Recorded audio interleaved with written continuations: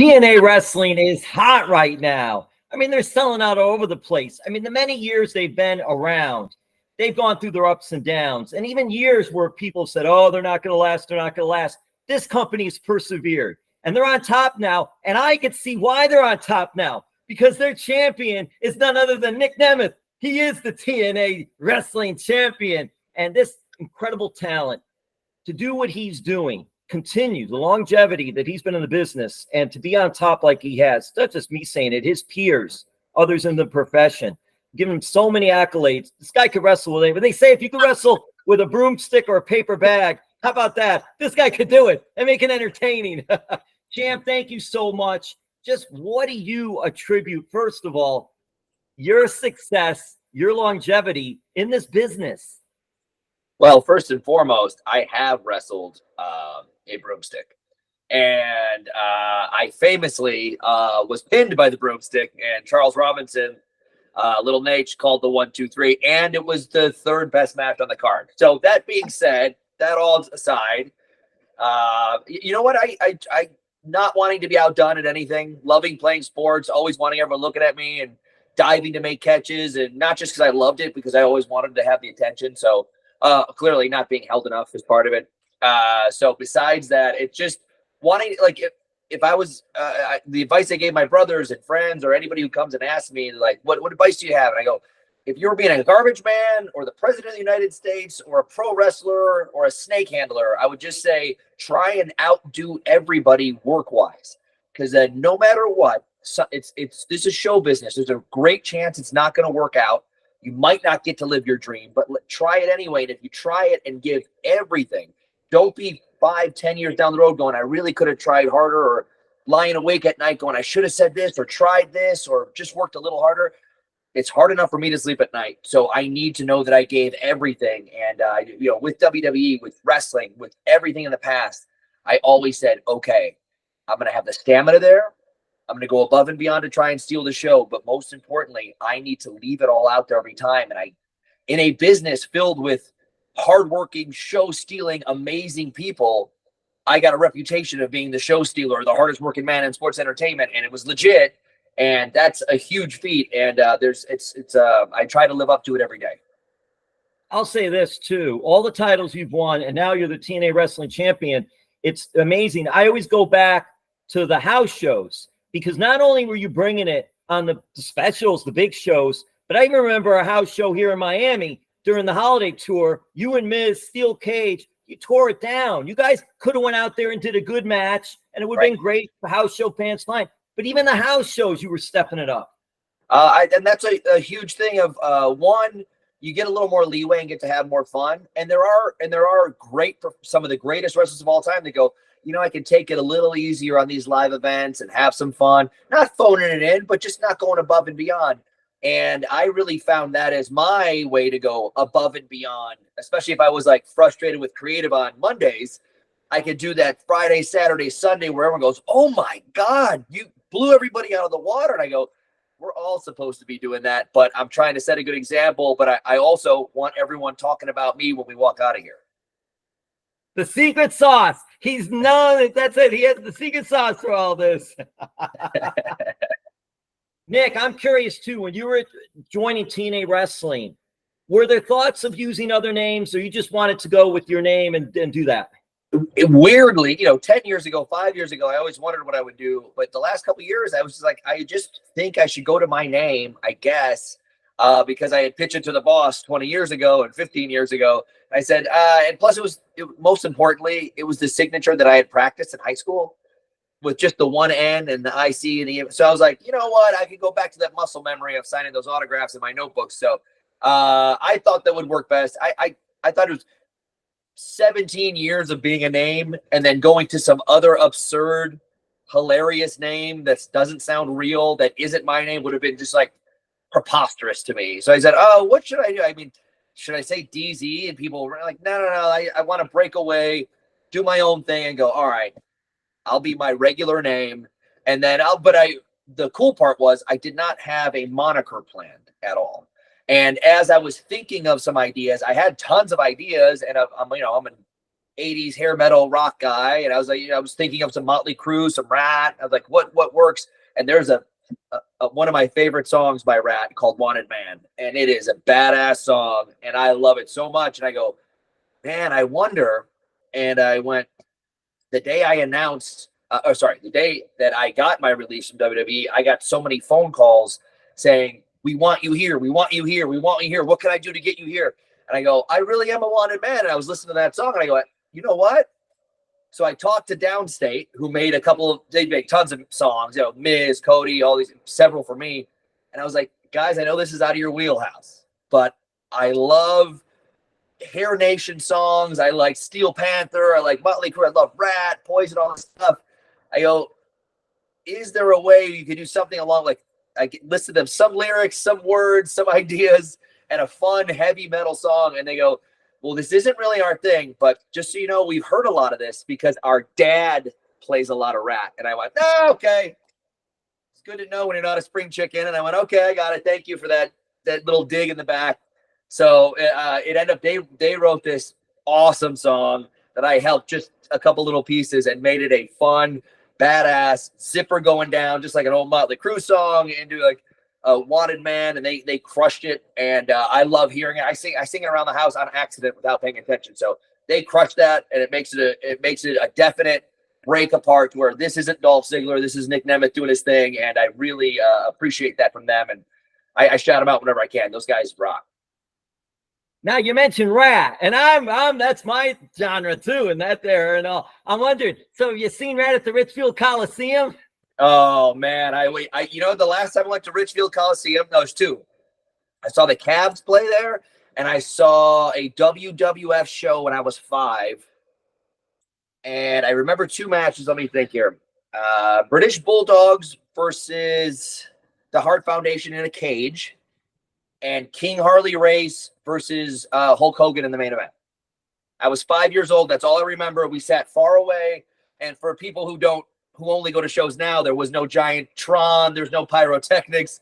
There is a black curtain, and people walk out of it, and that was it. And we were really far away. It was hard to see who people were, and the music didn't always match up because back then they were probably playing a tape or a record for the music, which is legit. But that's that day I turned to my dad and go, I want to be a professional wrestler. Like, this is not made up. And a couple of months later, at 5.5 years old, my dad signed me up for wrestling, and I started wrestling. So that's just awesome. And you did amateur wrestling, high school, St. Edwards, and then also Kent State collegiately. And we don't have much time, but we'll try to get a little bit of that. But I'm curious, like, you're going to that. Then when you are now become this big pro wrestling superstar, sports entertainer, and you go back to Cleveland and you're wrestling there, what is that like for you? It's the coolest thing in the world, man. No joke. No matter where you are in the card, what's going on, going back to Cleveland to those arenas where the Cavs play, or like it's the coolest thing ever to be like, oh yeah.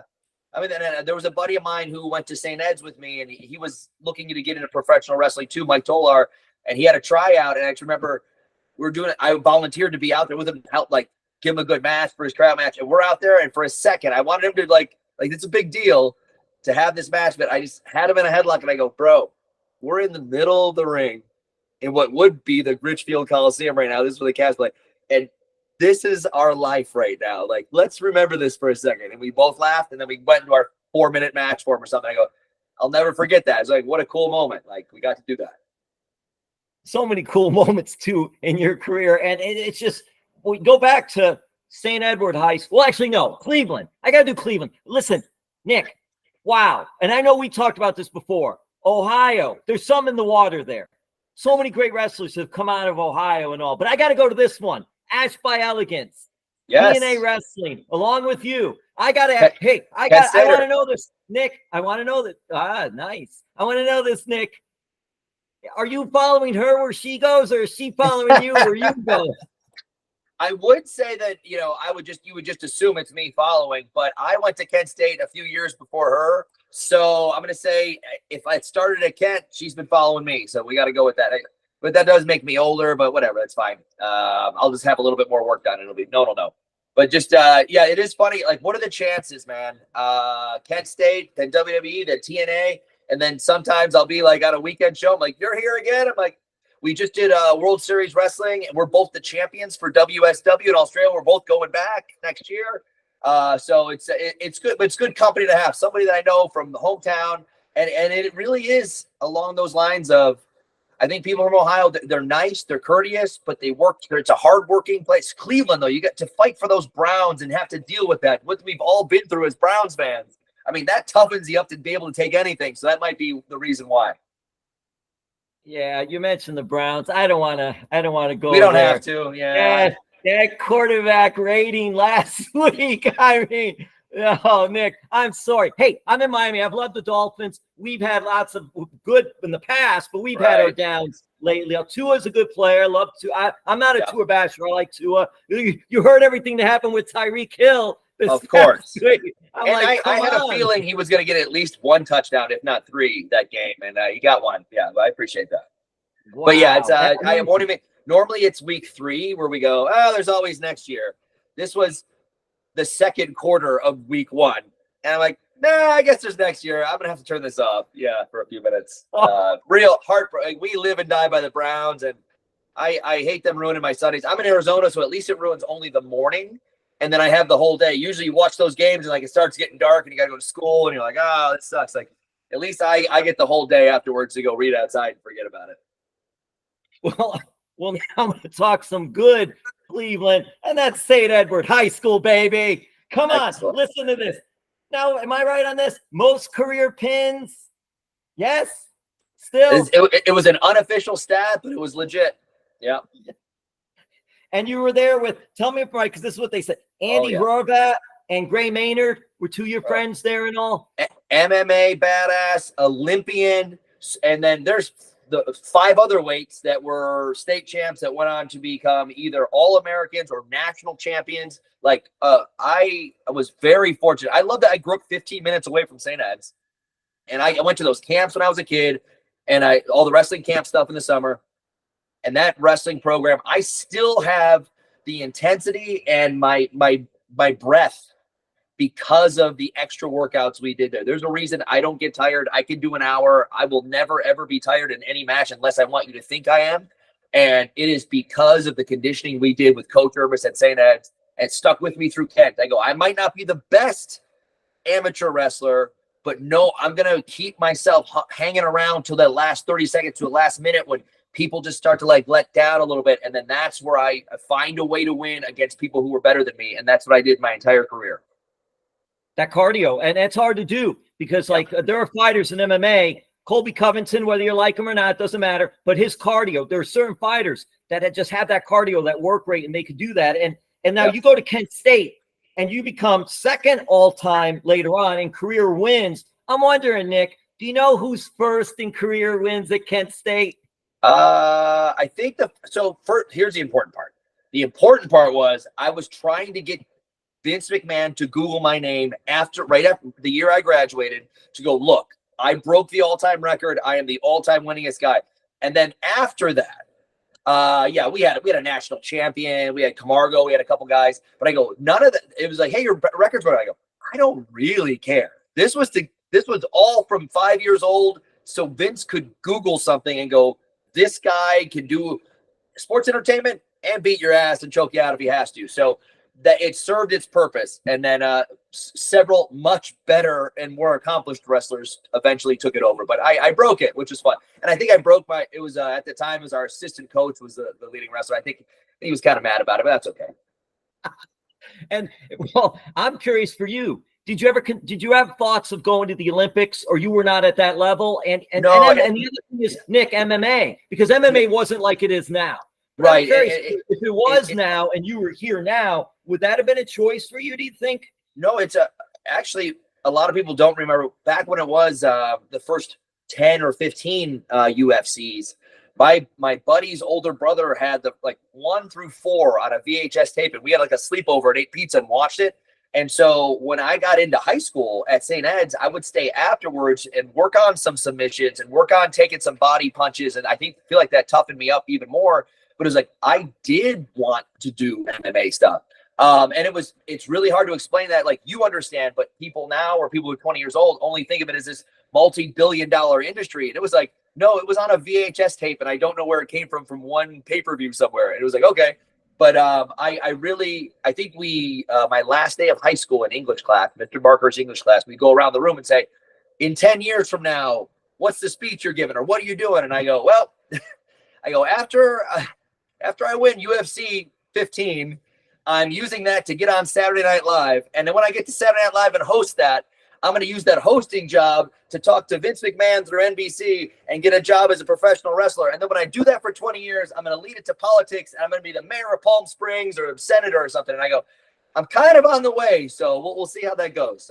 Bits and pieces, baby steps, Oh my gosh, that's good. You wrapped up all the things I wanted to talk about with one response. because it's great, because you were a political science pre-law major. You were going to go to ASU, Arizona State, for law, but then decided, hey, I got this chance with pro wrestling. I'm taking that instead. And I was going to ask you, I know you're in Arizona now. That I didn't know. But I was going to say, hey, could we see Mayor Nemeth in Lakewood, Ohio? Lakewood, Ohio zone to Mayor Nemeth? Never know. Yeah, it really depends. So I'm not as, the roots aren't down that much in Arizona. It was really just, I didn't want to have to shovel snow and start my car for 20 minutes and warm it up on my 32 hours a week at home. So I said, you know what? There's palm trees. I got some relatives in Arizona, so I'm there. So it could be California, it could be Arizona, it could be New York, Florida, it could be Ohio. But I would love to go back at some point and make those roots in Ohio if the aspirations are still there, which I still am very much into politics, very much into law. I love all that stuff. It's my hobby. It got taken over by everybody in 2016 who now tells me what my point of view is. But before that, it's my favorite thing. And now quietly, I have to discuss it with my friends and lawyer friends and things. Well, wrap this up, because if not, Dr. Ross is going to be mad at me because he gave me the time limit. So I'm going to wrap it up with this. Well, two things. One is, of course, I don't want to tell you what to do. You do whatever you want. You're doing the comedy tours, the comedy stand-up circuit. Maybe you'll run for a political office. I just have one thing I want to say about that, though. Don't run for political office in Knoxville, Tennessee. Please stay away from Knoxville. They already got somebody there. They don't need me. And then I'll end it with this. The Nemeth Bros podcast. That just started. I heard an hysterical story your brother told that you and him were about your poor grandma and the whole. God. I don't want to go into the whole thing. They can listen to it. That was one of the funniest things I've ever heard. Oh my God! I could see why everybody was ticked off at your brother. By the way, I could too. And he's doing great.